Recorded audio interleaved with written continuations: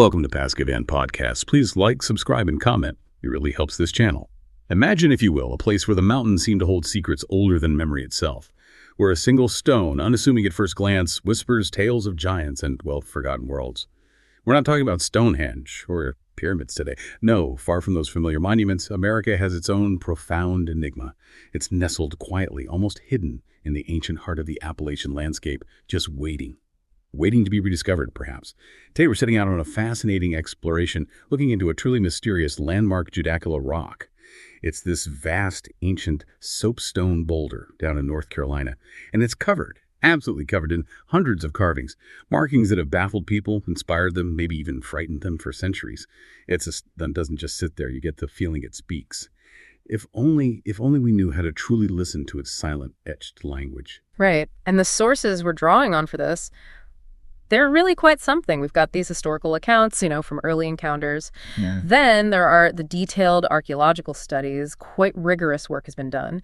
And crucially, we have these incredibly rich Cherokee oral traditions that have preserved the rock's story, its meaning, across, well, possibly millennia. Wow, millennia. It presents this incredibly multi-layered story. It's a place where myth, science, and history, they don't just intersect, no, they seem inextricably woven together, like a tapestry, really. And it challenges our usual views of ancient American monuments, doesn't it? It really does. What's captivating is how these different perspectives, the scientific and the traditional, they don't necessarily compete. They feel more like complementary layers, each adding depth to this one single enduring mystery. So our mission today, our exploration, is really to try and unpack this incredible narrative surrounding Judaculla Rock.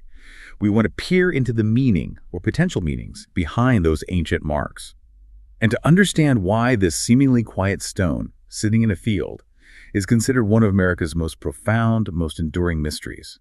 We'll explore the different theories, practical maps, maybe celestial calendars, and maybe most importantly, the living legends, the Cherokee stories that give this rock its soul, its real power. So get ready for an exploration that I think will definitely challenge what you think you know about America's ancient past. We're pulling back the veil on something quite remarkable and maybe even a little unsettling. 1. The silent giant. First encounter with an Appalachian enigma. Okay, let's really set the scene here. Picture the Blue Ridge Mountains, that realm where mist just drifts across these rolling ridges and ancient streams carve valleys that feel older than human memory itself. It's an evocative landscape. Absolutely. This is the heart of Appalachia, a place just steeped in geological majesty, but also in this deep, vast human history that often feels, well, almost intangible. It's like the landscape breathes antiquity.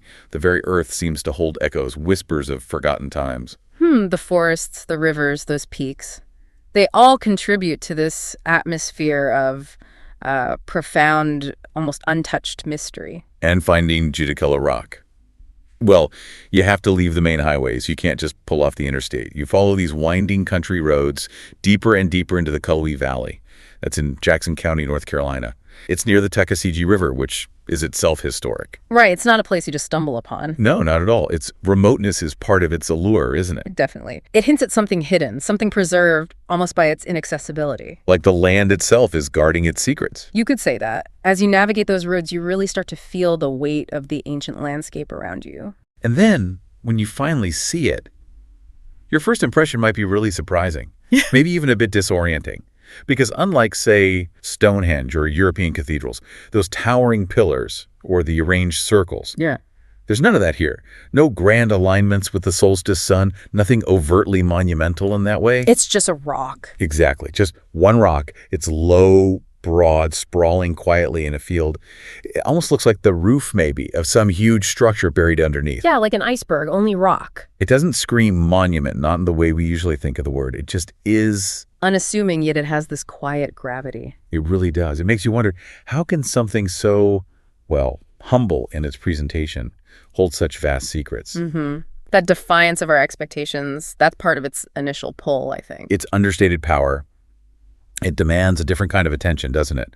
A more intimate engagement with the enigma. But then, as you get closer, maybe you approach with a bit of reverence or just curiosity, you quickly realize this is no ordinary stone. It's massive, flat-topped mostly, roughly 16 feet long, maybe 11 feet wide, and perhaps 3 or 4 feet high in places. It's an imposing natural feature. 16 by 11 feet. That's pretty big for a single boulder. It is, and its entire upper surface, practically every square inch, is just covered in carvings. Hundreds upon hundreds of them, etched deep into the soapstone. If you were to walk around it, carefully you'd see, it's just inscribed everywhere, a testament to countless hours of ancient work. And the sheer density of these marks, it's astonishing. It can be almost overwhelming at first. We're talking over 1,500 individual designs cataloged across its surface. 1,500. Over 1,500. That makes Judaculla Rock one of the largest and certainly one of the most complex petroglyph sites. Well, not just in Appalachia, but in the entire eastern United States. Yeah. East of Mississippi, anyway. Wow. That's significant. Hugely significant. This isn't just a few scattered marks. It's a monumental canvas, a densely packed palimpsest, maybe, where generations left their messages. And the variety. You mentioned variety. Oh, the variety is captivating, too. You see lines crisscrossing like intricate trails on some ancient map. Some are straight, deliberate. Others are jagged, erratic, almost mimicking the mountains and rivers surrounding the stone itself. Then you have circles overlapping, like ripples in water, or maybe eyes, suns, spirals, portals, perhaps? Portals? That's intriguing. Well, they suggest gateways, maybe cosmic symbols representing the sun or moon. And amidst these geometric shapes, you find these human-like stick figures. They're often in these angular, almost dancing poses. Some have outstretched arms, maybe praying. Or warning. Hard to say. Exactly. And then there are these deep claw-like grooves and other strange symbols that just defy easy categorization. Some look deliberately abstract, very precise. Others seem more like ancient scratches or talon marks, as if some huge creature dragged its claws across the stone. Chilling thought. Isn't it? Imagine standing there just gazing at this palimpsest of meaning. A canvas where every inch tells a story you can't quite grasp. A language without words. Exactly. Hinting at people long vanished, a story we don't know how to read anymore, but you can still feel it deeply. And it's that depth, isn't it? That profound enigma in every groove and circle that's led people to make these comparisons. Comparisons to much grander sites, maybe, but no less mysterious ones across the world. So it's no wonder, really, that Judaculla Rock earned this powerful nickname, America's Appalachian Stonehenge. It certainly evokes that same sense of ancient wonder. Yeah. But it's important to clarify that comparison, right? Yeah. It's not about looking the same. Not at all. Stonehenge is, a circle of massive standing stones carefully aligned. Judaculla Rock is a single flat boulder. Totally different visually. Totally. The name. It's about something deeper. Shared qualities of profound, enduring mystery. That resonance. Right. Both sites are ancient. Both resist any single definitive explanation.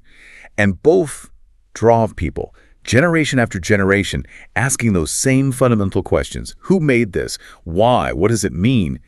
It really makes you consider, doesn't it, how a single, fairly unassuming rock can evoke that same sense of wonder, the same persistent questioning as these world-famous megalithic structures. It's a testament to the power of the unknown and our human impulse to seek meaning in these ancient marks, regardless of their scale. 2, conflicting narratives. The settler's gaze versus the ancient guardians. So when European settlers first started arriving in this part of Appalachia back in the 1700s, they were understandably profoundly struck by this strange boulder with all its markings. You can imagine. Absolutely. But they carried this pervasive cultural bias with them, and looking back, it dramatically colored how they saw the rock. Many settlers simply could not believe, or perhaps would not believe, that carvings so intricate and seemingly ancient could have been made by the local Cherokee. Well, they often viewed the Cherokee through this lens of prejudice, unfortunately, seeing them as, quote, primitive or culturally incapable of such complex artistry and, frankly, intellectual depth. It was a profound misunderstanding. So instead of engaging with the knowledge that the Cherokee already held about the rock, they immediately jumped to other conclusions. They imagined it must have been created by some lost race. The lost race theory. Exactly. Some vanished people whose knowledge and civilization had disappeared ages ago. And this fits into that broader 18th and 19th century fascination with America's ancient past. You see it with the mounds in the Ohio Valley, other petroglyphs. They were often attributed to, mythical mound builders or maybe Atlanteans, Egyptians. Even Europeans who supposedly crossed the ocean before Columbus. Right. It was this narrative that conveniently explained away complex indigenous cultures by attributing their achievements to someone else.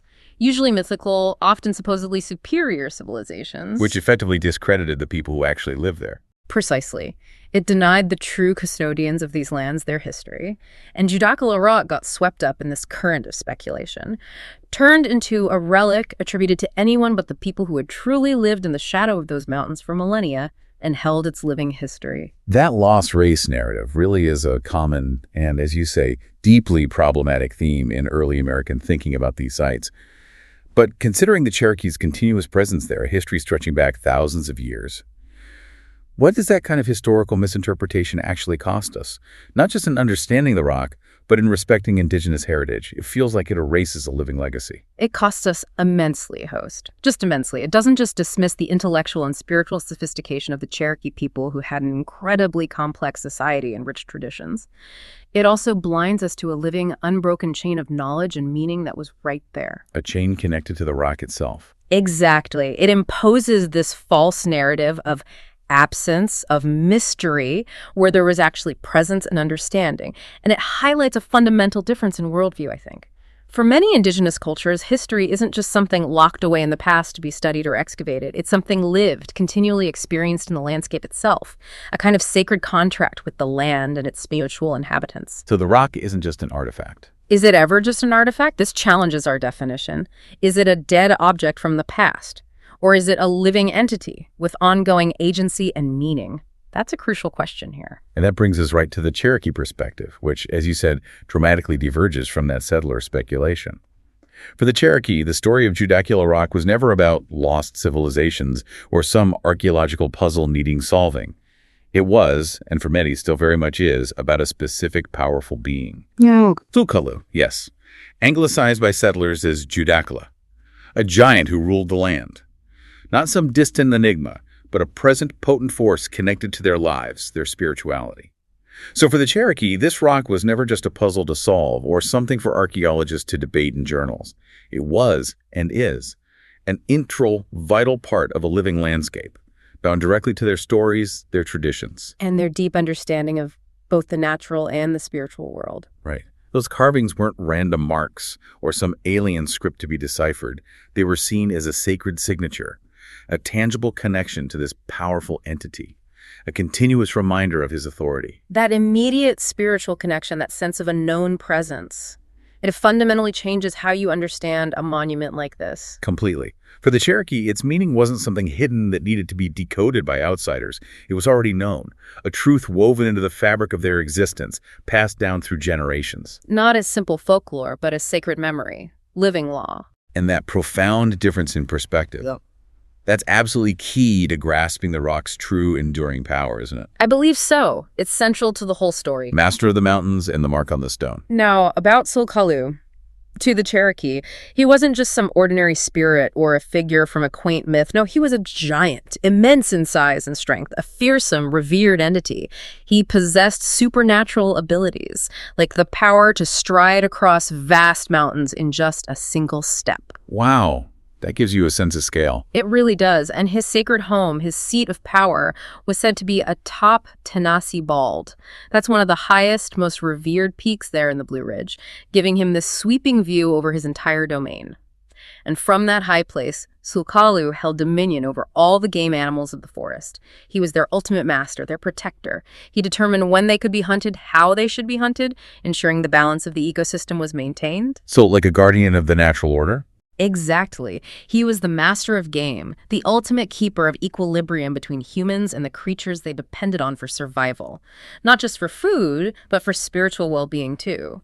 His power was described as immense. It made him both a formidable protector of the natural world and a stern punisher of those who disrespected it. So rewards and punishments. Yes. He rewarded those who honored the land and its bounty, who hunted respectfully. But he was equally relentless, it seems, in pursuing balance, meting out swift, sometimes terrifying justice to those who didn't follow the rules. And you can see how that connects to broader ideas, can't you? Absolutely. You see how this figure embodies that vital concept of ecological balance, environmental stewardship, the interconnectedness of all life within Indigenous belief systems. It's a wisdom that resonates deeply today, doesn't it? Especially as we grapple with our own ecological crises. It really does. A worldview where humans aren't separate from nature, but part of its delicate sacred balance. Precisely. And it's fascinating how a central legend like this can manifest so physically in the landscape, giving such a tangible link to that spiritual world. And the main legend about the rock itself directly explains its most striking feature. The story goes, long, long ago, Judaculla leaped. He leaped from his mountaintop seat on Tennessee Bald. That's single stride. Right, and landed with such immense force down in the valley where this very boulder lay, that his massive hands struck the stone. He pressed down so deeply with such incredible power and weight that his fingers left these permanent grooves in the soapstone. And to this day, these marks form what looks exactly like a gigantic 7-fingered handprint. 7-fingered specifically. Yes, 7 fingers. It's seen as a literal, immutable imprint of his power, his authority right there on the earth. These aren't just seen as scratches or natural cracks by the Cherokee. They are Judaculla's unmistakable signature. A permanent physical reminder of his presence, his authority, his watchful eye. But the carvings, they go way beyond just this handprint, right? Oh, yes. Far beyond. The Cherokee believed these other marks, all those hundreds of symbols, weren't random either. They were symbols of his power, maybe sacred warnings to outsiders who might trespass, or even explicit sacred laws governing how people should interact with the land. So, not just decoration, but active communication from the giant. Exactly. And that idea, a physical mark grounding a myth so powerfully, it's just captivating. How does that tangible imprint, that handprint, make the legend so enduring? Well, it creates this undeniable visible anchor for the whole mythology, doesn't it? The handprint transforms the story from, an abstract tale into something physical, almost undeniable, etched right into the landscape. And remember, for the Cherokee, hunting wasn't just about getting food. It was a profound spiritual covenant, a relationship of deep respect and necessary restraint with the spirit world that permeated the forest. And Judaculla was the guardian of that covenant. He was the ultimate guardian. He rewarded hunters who took only what they needed, who understood that bond between predator and prey, and who offered genuine thanks for the life taken. But those who disobeyed, those who killed recklessly or hunted in sacred places without the proper reverence or wasted what they took, they were punished. Swiftly and often, according to the stories, terrifyingly. What kind of stories? Well, the oral traditions tell of him appearing suddenly, towering over hunters who had done wrong, his huge 7-fingered hand raised in this chilling warning. Tales speak of trespassers just vanishing without a trace, maybe swallowed by the mountain mist, or a youth struck down by some unseen force for mocking Judaculla's power or ignoring the sacred laws. Wow, so the message was clear. Very clear and very visceral. This was not a place to be taken lightly. This was a realm governed by powerful, immutable laws, enforced by an equally powerful guardian. Yet Judaculla wasn't just a punisher. He was also seen as a profound teacher. He guided the Cherokee in the proper hunting rituals, ensuring respect was paid, that the balance was maintained, passing down ancestral knowledge, often through spiritual means. Some elders even claim that the complex carvings on the rock itself, beyond the handprint, actually represented these very lessons. Like a sacred manual. Exactly. A sacred manual inscribed in symbols, a visual curriculum maybe, a constant reminder of that intricate, delicate balance between humans, animals, and the sacred land. Suggesting a really sophisticated way of transferring knowledge. Highly sophisticated, passed down through generations, using the rock as a kind of public archive or sacred text, readable to those who understood its deeper meaning. And it wasn't just the rock, the surrounding geography too, places like Judaculla's judgment seat, a ridge where he was said to watch over the valley. That was all intrinsically linked to his legend, making the entire landscape his canvas, really, with the rock at its absolute center. So these aren't just folklore, are they? No, they are sacred memory, living laws, connecting a people directly to their land and its spiritual protectors. It's a profound insight into an indigenous worldview that sees the natural world as alive, interconnected, governed by spiritual forces, where every hill, every stream, every stone holds a story, a lesson, and maybe a warning. 4. Unraveling the symbols. Archaeological investigations and unanswered questions. It's remarkable, too, how the physical material of the rock itself allowed for such deep and lasting inscriptions. You mentioned it's soapstone or steatite. That's right, steatite. It's a metamorphic rock, relatively soft, quite easy to carve compared to granite or basalt. Indigenous peoples across North America used it for thousands of years, carving bowls, cooking vessels, pipes, effigies, ornaments. All sorts of things. So its softness made it an ideal canvas for these deep, intricate marks. Exactly. It allowed for precise, lasting engravings, even with relatively simple stone tools. And that material characteristic, it suggests something crucial about the rock's history, doesn't it? That the carvings were likely made over a very long period. Precisely. Over centuries, quite possibly by different groups, or certainly successive generations of Cherokee and maybe their ancestors, each adding to this boulder's ever-expanding tapestry of symbols. Do we know how far back they go? Well, archaeologists believe the earliest markings might date back as far as 3,000 years. 3,000 years? Possibly. Long before the Cherokee emerged as the distinct cultural group we recognize from historical times, and the carving seems to have continued well into the historic era, perhaps even up to the time of European contact. So the rock isn't a snapshot of just one moment. Not at all. It's a continuously evolving record, a chronicle in stone. That's a powerful idea. It's not static. It's a communal record, like a continuously rewritten sacred book, reflecting millennia of human interaction with this powerful site. Right. A historical document, a cultural archive, and a spiritual touchstone, all in one, constantly being updated and revered. And while archaeologists can't, carbon date, the carvings directly petroglyphs don't have organic material for C14 dating. Right, no carbon. Exactly. They use other techniques. Stylistic analysis is key, looking for recognizable cultural motifs, seeing how styles change over time. They look very carefully at superposition, which symbols are carved over others. That gives relative dating. Like layers in an excavation. Very similar principle. And crucially, they date any associated artifacts found nearby in the soil layers during excavations.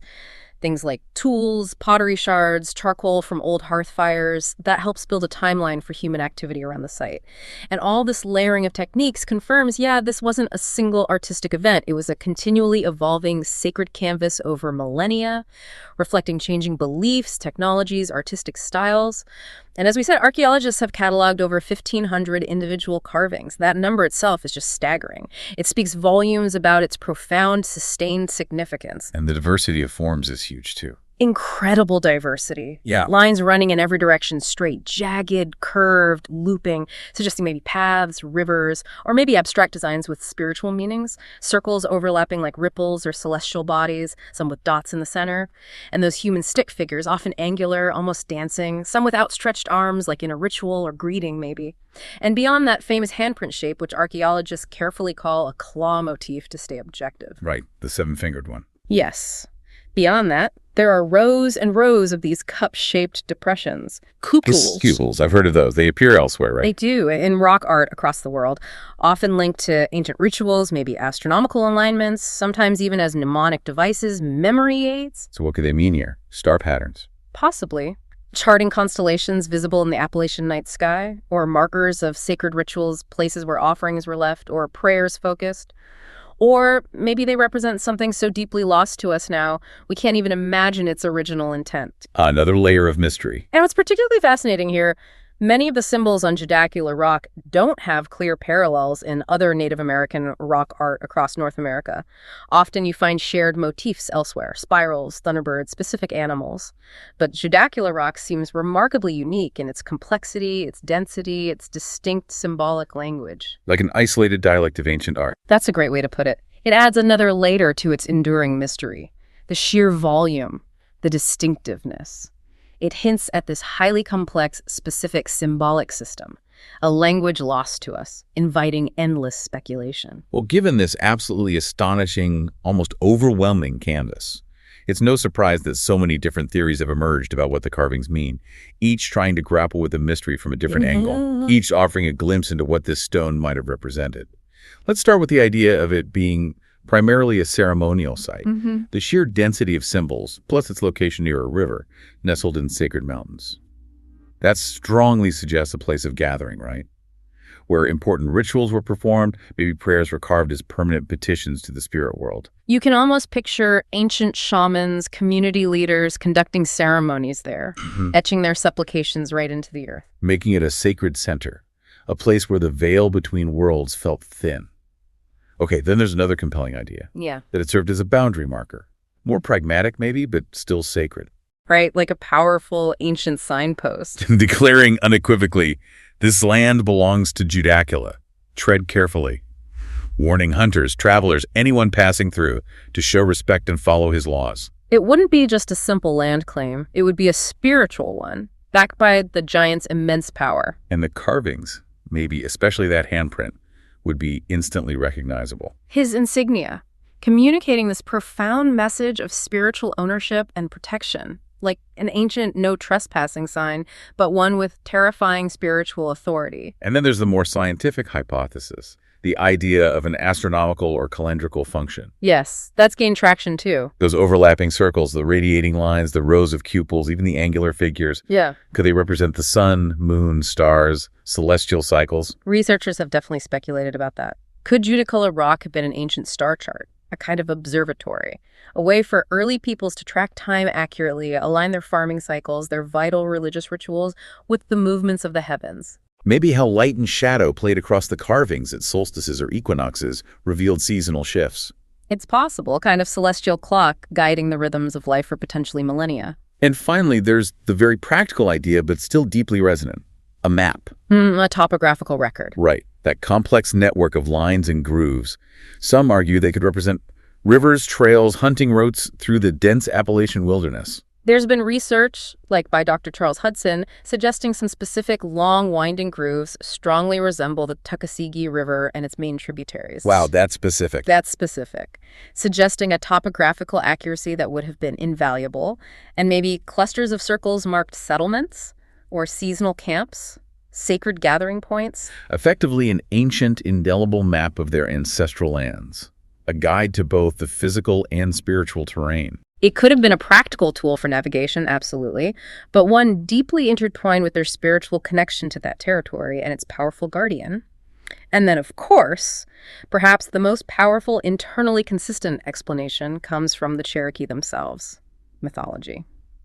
To them, the rock wasn't just about maps or calendars or even solely a ceremonial site in our archaeological sense, though it likely encompassed all those things. For the Cherokee, the rock is Judaculla, a physical manifestation of his power, his law, his constant reminder. So the carvings aren't just representations of his will. They are his mark, his indelible signature on the earth. Trying to read them only as practical symbols, they might argue, completely misses the spiritual point, the living presence that permeates the stone. So what does this all mean for us trying to understand it today? Well, it forces us to confront that ancient peoples often didn't separate the sacred from the practical the way we tend to do now. For them, a map could also be a prayer, a calendar could also be a story, a handprint could also be a law, all interwoven. A holistic understanding. Exactly. This site demands we consider both science and story. Recognizing the truth might be this complex tapestry woven from both. And how do all these diverse, sometimes conflicting theories challenge our modern impulse to find just one single neat answer? I think it asks us to embrace the richness, the multi-layered truths an ancient artifact can hold. It's really a call for intellectual humility, to acknowledge the limits of our own perspective when looking at the ancient world, and to open ourselves to possibilities beyond our usual frameworks. 5. The fading script. Threats and preservation in a modern age.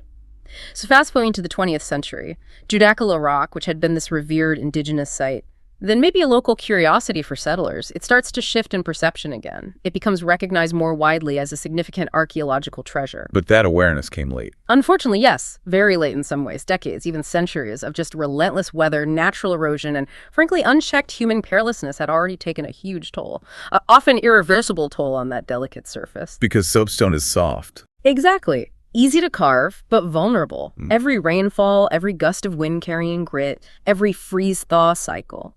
It slowly, relentlessly leaches away a tiny fraction of the detail. Rain and wind just gnaw at those grooves, softening edges that must have once been crisp and sharp, making some carvings incredibly faint now. Visible only in certain light. Right, or at specific times of day. And many undoubtedly are just gone entirely, completely lost to centuries of rain, frost, the slow grind of time. We can only guess what messages they held. And before any real preservation efforts began, visitors. Well, through a mix of curiosity, ignorance, maybe sometimes misguided enthusiasm, they inadvertently caused a lot of damage. How so? Well, you hear accounts or see evidence, children climbing all over it, their shoes scuffing and smoothing the ancient marks. In some cases, people actually scratched their own names or initials into the surface. Modern graffiti layered right over ancient inscriptions. Oh, no. Yeah. Others, maybe wanting a tangible connection, actually chipped away small fragments as souvenirs. A misguided desire to take a piece of the mystery home. taking a piece, literally destroying it. Sadly, yes. And even well-meaning folks trying to make the markings stand out for photos, they might trace the grooves with chalk or pour water across the surface. Seems harmless, but it can damage the delicate patina of the stone, introduce foreign stuff, accelerate erosion. So even good intentions could backfire. Absolutely. And all these layers of modern intrusion just made it harder and harder for archaeologists to distinguish original designs from later additions, obscuring the very history they wanted to understand. It sounds like a race against time. This seemingly permanent stone slowly yielding to nature and us. It really is. I remember reading an old report, maybe from the 1930s, talking about how local kids used the rock for hide and seek, sliding down its carved surface, completely unknowingly contributing to the erosion we're now so desperate to stop. It shows how complex our relationship with these sites can be, from reverence to unwitting damage. That's a really sobering thought. That innocent play, or even trying to help, could contribute to erasing history. Thankfully, things started to change in the mid-20th century. Organized preservation efforts began. Yes, that was a crucial turning point. Archaeologists started visiting more formally. Right. From various institutions. They began meticulously recording the carvings, detailed photographs, careful rubbings where appropriate, even making plaster casts sometimes, trying to capture every remaining nuance before more was lost. That early documentation must be vital now. Absolutely vital. It created a baseline for understanding the rock's condition and the incredible diversity of its markings. And local groups got involved too. Yes, local historical societies, concerned community members, they rallied, raised funds, raised awareness. What did they do physically? Initially, they built simple fences, just to deter casual visitors, limit direct physical contact with the stone. And eventually shelters. Yes, eventually protective shelters were built to shield it from the worst of the weather and also prevent more direct human damage, intentional or not. And now it has official recognition. It does. Today, Judaculla Rock is proudly listed on the National Register of Historic Places. That's significant legal protection and ensures proper management. It's managed now as both a critically important archaeological site and a cherished cultural heritage landmark. Recognizing its value goes way beyond just science. It encompasses that profound spiritual and historical significance. And technology plays a role now too, right, in this ongoing preservation battle. A huge role. Modern tech is crucial. Specialists use cutting-edge 3D laser scanning. Laser scanning? Yeah, to capture the rock's entire surface in incredibly fine digital detail, creating this precise, three-dimensional digital twin. Wow. So you can preserve it digitally even if the physical rock erodes. Exactly. This advanced technique allows researchers to preserve patterns, tiny details that might eventually vanish from the physical stone, ensuring that even if the physical rock continues to yield to time, its invaluable information is retained for future generations to study. So the rock kind of lives in two worlds now. It really does. Its physical body slowly weathering in the North Carolina hills, and its digital twin preserved in archives. A ghost in the machine, almost. Ready to be studied, admired for centuries. That intersection of ancient history and cutting-edge tech, it really highlights our deep desire to understand, to preserve these whispers from the past, doesn't it? It does, even as they slowly fade. It's a poignant demonstration of our enduring fascination with these ancient mysteries. 6, the enduring mystery. Judaculla Rock today and tomorrow, and that inherent tension, that dynamic between rigorous archaeological study and profound cultural significance that really defines Judaculla Rock today. It creates this unique challenge, but also a unique opportunity. And so? Well, you have archaeologists meticulously seeking patterns, dates, testable theories, applying the scientific method, empirical rigor, trying to uncover its material history. And then you have the Cherokee tradition offering myths, living laws, sacred truths, providing the spiritual framework that gives the rock a living, profound, ongoing meaning. A truth passed down through generations. Now, to outsiders, these two approaches can sometimes seem at odds, as if they must compete for one single definitive explanation, like a winner-takes-all scenario. Science versus spirit. Kind of, but in reality, I think they're better seen as two powerful sides of the same stone, two complementary ways of understanding and honoring its enduring presence. One speaks the language of science, seeking measurable facts, verifiable data. The other speaks the language of spirit, seeking meaning, connection, ancestral wisdom. Both trying to honor what was left behind. Exactly, both trying in their own ways to make sense of its enduring mystery. And the rock itself, in its very ambiguity, its multi-layered meaning, It forces us to confront the limits of purely scientific reductionism when we encounter artifacts so deeply infused with spiritual meaning. It urges us to broaden our perspective. I think so, to embrace a more holistic view of history and culture. It asks us to accept that maybe, just maybe, we won't ever fully understand its meaning in our terms. That some mysteries aren't meant to be decoded and solved like a puzzle, but rather respected, simply experienced, felt, in their profound, maybe unsettling ambiguity. That's a crucial point, that some things are meant to be experienced, respected, not just definitively categorized. And in that spirit, Judaculla Rock feels distinctly American, doesn't it? How do you mean? Well, it's not a monument built for conquering kings or to show off imperial power. It's not primarily about showcasing precision engineering on a grand scale, like some other world monuments. It's the profound work of indigenous hands, shaped in a landscape that felt and still feels, in many ways, wild and untamed. Rooted in traditions that emphasized balance. Right, balance, respect for all living things, or a profound living connection to the land itself. A worldview often very different from later settler perspectives. Its mystery isn't about sheer scale or technological marvel. It's about these ancient voices, carried across immense spans of time in symbols we can see but can't entirely read. And when visitors stand there today at the fence, looking out over the stone, people often describe this palpable feeling. Quiet reverence, a sense of awe that goes beyond just the intellectual. It draws you in. It does. The rock lies close to the earth, grounded, unassuming. Yet paradoxically, it invites this profound inward reflection, a personal connection, rather than an overwhelming spectacle.